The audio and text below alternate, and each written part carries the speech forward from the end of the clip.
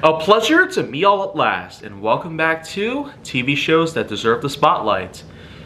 So, if you're wondering what the next pick is, well, here we go.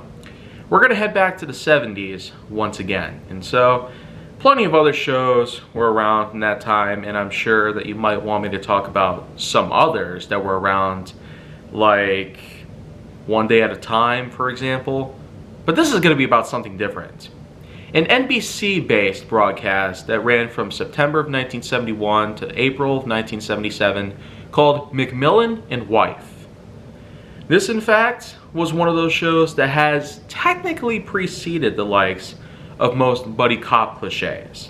While it is a lot more popular in the 80s, thanks to franchises like RoboCop, Beverly Hills Cop, Lethal Weapon, and a dozen others that I can name off the top of my head, McMillan and Wife actually did a decent attempt at giving us a different approach to the common cliches that were in hand at the time. Of course, we've known a lot of shows were around during this point, like Smokey and the Bandit and Starsky and Hutch. But McMillan and Wife gave us a whole different approach. You have Ben Shook, who stars as Stuart Mac McMillan, a police commissioner working out in California. He also has himself a detective partner, whom actually is his wife. Hence the title of the show itself, McMillan and Wife. And as I've said, a near 6-year-long period came from the time the first episode aired on NBC to the very end in April of 1977. So, why don't we get the episode list out of the way?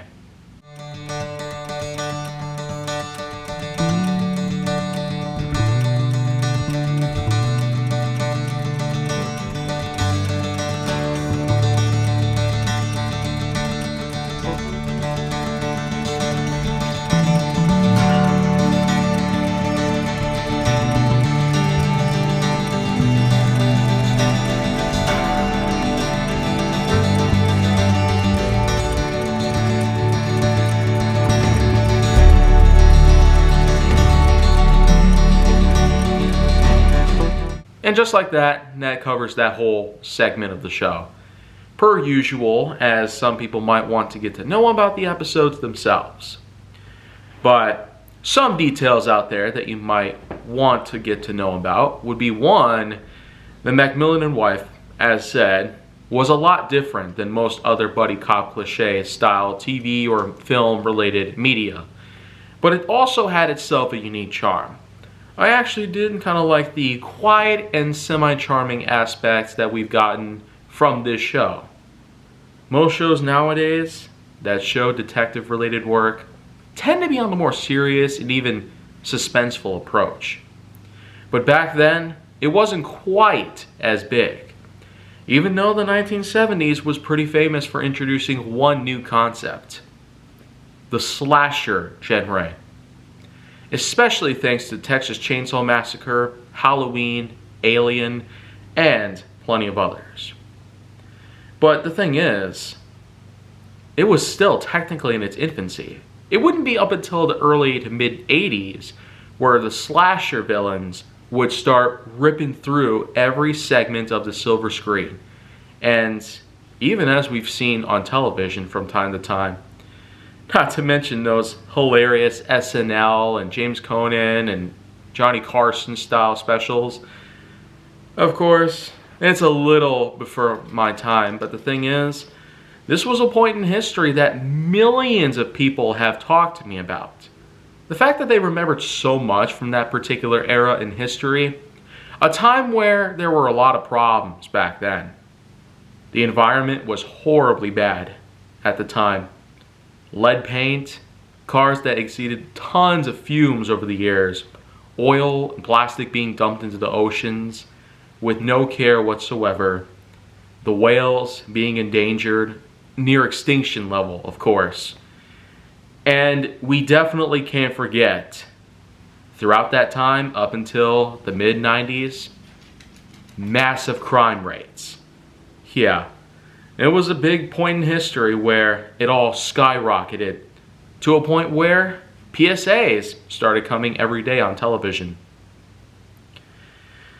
But as we know, McMillan and Wife was a bit of a predecessor before such big important times like those ever came alive. And as we've seen throughout a near 6-year-long period, with hardly any newer releases coming around or reruns, this is one of those shows that has once again fallen underneath the rankings of dozens of other TV and film related media of all sorts. But it does stand out for a number of reasons. I do like this sort of classical setting where it does give us that typical quiet approach despite being in a large populated area of urban related culture. But I also really do enjoy the fact that, well, this is a married couple whom are both out on various adventures, solving cases and arresting criminals by any means. That's one thing that I especially love. And the fact is, it's quite hard to basically have a married couple do whatever kind of things they want to do together. And, you know, that's the one problem I'll always have when it comes to dating and possibly even marriage. If such things like those ever do come in my life, I probably would have to start reconsidering a lot of things in life. My life's work would have to be put on hold, probably forever. And if anything else, possibly terminate it all. Liquidate all assets and just start anew with a clean slate. But until any of that stuff does happen though, we can at least look back on the fact that this was a huge era in history, and the 70s themselves had a lot of things to showcase. Cars were getting larger in size, music was getting more funky and whatnot, but then all the horrible stuff that's come and gone, you know, it's not great stuff to talk about nowadays. Even though a lot of people would argue that these days are actually worse than the 70s, I've always looked at history itself. The past just ain't better than the future. If anything, it could even be worse than what's going on today. That's the unfortunate truth that a lot of people have downplayed and just shadow kicked as if they really want to have all that kind of glory. I'm not like that. I'm as honest as I could possibly be right now. No chance of backing down. Well, anyways, without getting off topic, McMillan and Wife, great show, has a nice long run to it before being shut down, and so I urge you to go watch it. You can find it on YouTube. You can probably find it on digital elsewhere as well. When you get the chance to watch an episode or two, then, well, you'll certainly see how effective it was. And I'll see you all next time with the next installment of this series soon enough.